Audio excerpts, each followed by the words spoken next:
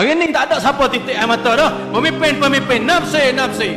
Hari ni bukan tempat nafsi tuan-tuan. Bukan. Kamu umat Muhammad kena tanggung jawab depan Allah di akhirat. Kullukum ra'in wa kullukum mas'ulun.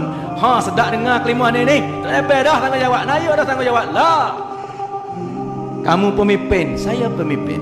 Saya suami pada isteri, saya bapa pada anak. Kamu suami pada isteri, kamu bapa kepada anak. Kullukum ra'in wa kullukum mas'ulun. Tanggung. Nak dara tak semaya, nak dara tak kena perdah. Anak muda masjid kosong. Sallu kama ra'aitumuni usalli. Musa, aku marah kau bilah mana? Kau kampung mana? Negeri mana? Pertama, hujah tak ada sederhana. Yang kedua, aku nak bakit punam pemimpin. Hai, kelimah ni berat nak dengar. Hak tadi cerdik. Dia Allah marah, Allah nak bakit punam hak bodoh-bodoh. Bewakuf hukumat. Kelimah Urdu kata hukumat pemerintah, pemimpin hak mana tak cerdik. Bodoh teruk lajak tak cerdik. Siapa tak cerdik? Nabi kata tak pandai rekang kerukang kejakan. Dah bukan.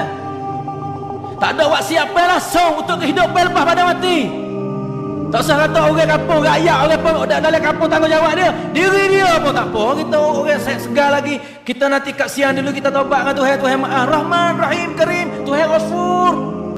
Nabi kata tak ada orang lebih bodoh. Amalan tak ada siapa langsung, tak ada fikir langsung, tak ada siap sedia langsung. Harap dengan rahmat, harap dengan kasih sayang Tuhan, tapi dia tak ada buat siapa. Allah kata Musa, aku nak bakit pemimpin, pemerintah orang depan di situ yang tidak ada fikir agama tu orang kurang cerdik. Tak peduli dengan agama. Anak muda nak adik anak, masjid nak kosong, anak dara nak telanjang, wairun nak kerah mata, anak-anak nak cekik tekak mak dia berapa kali sehari pun tak apa. Anak jatuh nak sepak ayah dia pun tak apa.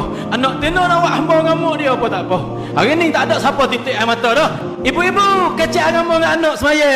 Isteri kecek dengan suami khas semaya. Nabi nak tinggal dunia ni, Nabi pesan apa? Jaga menega, jaga anak. Dah.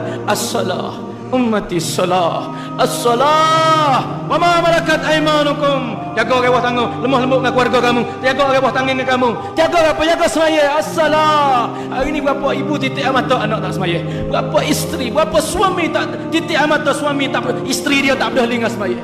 As-salah ummati, umatku jaga semaya. Hari ni saya dah ayat, berapa persen orang jaga semaya? Orang segar tunggu orang sakit tak semaya. Orang musafir tak kereta api 2 cokoh yang semaya. Kamu cek tengok biasa musafir dengan kereta pergi bakar. Berapa orang semaya dah lega apa? Kalau tak tanya tak jumpa, tak tahu. Tanya anak-anak lega, tanya adik-adik kita. Bukan saya nak ayat keburuk, okay, maaf adik-adik saya sumpah maaf. Tapi nak bagi kita fikir. Nak bagi kita fikir, nak bagi kita pasal